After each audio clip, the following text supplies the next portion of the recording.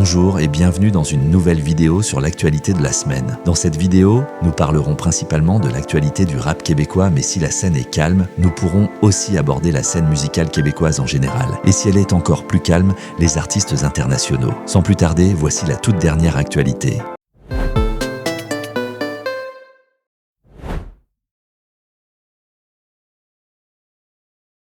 En novembre 2025, Montréal risque de connaître un gros bordel dans le transport en commun parce que deux syndicats de la STM ont annoncé des grèves qui vont sérieusement compliquer la vie des usagers. D'abord, les employés d'entretien, soit environ 2400 travailleurs affiliés à la CSN, comme les mécaniciens et techniciens, seront en grève du 31 octobre au 28 novembre 2025. À cause de ça, on peut s'attendre à des réductions ou même des suspensions de services dans le métro et les autobus. Mais ce n'est pas tout. Les chauffeurs, opérateurs de métro et agents de station, soit 4500 employés représentés par le SCFP, section locale 1983, vont aussi débrayer le 1er, 15 et 16 novembre. Ces journées-là, il faut s'attendre à des perturbations majeures, autant pour le métro que pour les bus. Tout ça vient d'un échec des négociations entre les syndicats et la STM. Les employés trouvent que l'offre salariale est insuffisante et ils refusent les concessions demandées par la société. En plus, la STM a récemment annoncé la suppression de 300 postes en 2026 en parlant d'un déficit budgétaire, ce qui n'a fait qu'augmenter les tensions. Même si la STM a demandé la nomination d'un médiateur pour tenter d'éviter la grève des chauffeurs, aucun accord n'a encore été trouvé pour calmer la situation.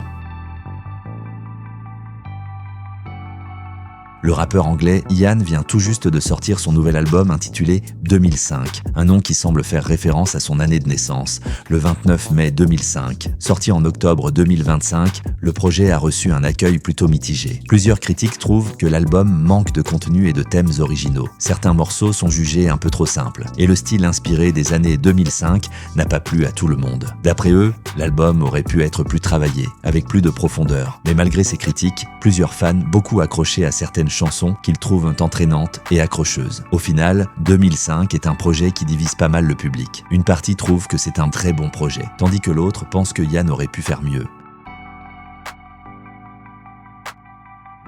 Le 14 novembre 2025, les fans des Cowboys Fringants auront droit à un moment vraiment spécial avec la sortie au cinéma du film-concert Québec 14 janvier 2023, le film-concert événement. Ce n'est pas un documentaire, mais bien la captation d'un des derniers shows du groupe avec Carl Tremblay, enregistré au centre Vidéotron à Québec le 14 janvier 2023 pendant leur tournée Les Antipodes. Le film plonge les spectateurs dans l'ambiance unique et l'énergie du groupe sur scène, comme si on y était. C'est aussi une belle façon de revoir Carl Tremblay en pleine forme, lui qui est malheureusement décédé en novembre 2023. Pour plusieurs, ce film sera plus qu'un simple concert, un moment fort en émotion et un vrai cadeau pour les fans qui veulent revivre ou découvrir une dernière fois la magie des Cowboys Fringants sur scène.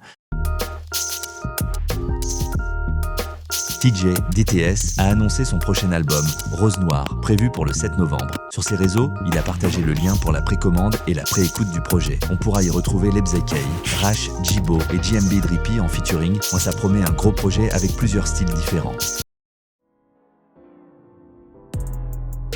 Le 16 octobre 2025, Booba s'est encore retrouvé au cœur d'une grosse polémique. Le rappeur a été mis en examen pour harcèlement moral et cyberharcèlement aggravé après la plainte déposée par Gims et sa compagne Demdem. D'après les informations sorties, tout aurait commencé en août 2024, quand le couple a porté plainte en disant que Booba les harcelait sur les réseaux depuis environ 6 ans. Gims affirme que toutes ces moqueries et attaques en ligne lui ont causé une grosse détresse morale et même des pertes financières à cause de l'image négative que ça lui aurait donnée. Booba, de son côté, n'a jamais vraiment caché ses piques envers Gims. Il l'a souvent tourné en ridicule sur Instagram, X, anciennement Twitter, et même dans certains morceaux, comme Dolce Camara, où il s'en prend aussi à Demdem. Mais cette affaire ne sort pas de nulle part. Booba a déjà eu plusieurs démêlés avec la justice pour des histoires similaires. En mai 2025, il avait été condamné à verser 10 000 € à Magali Berda pour procédure abusive dans une autre affaire de cyberharcèlement. Et avant ça, en octobre 2023, il avait déjà été mis en examen pour harcèlement moral aggravé dans un dossier qui l'a concerné aussi. Bref, encore un nouveau chapitre dans la longue série de conflits entre Booba et ses rivaux. On espère vous avoir tenu à jour sur l'essentiel de l'actualité. On se retrouve la semaine prochaine pour une nouvelle édition. D'ici là, restez branchés.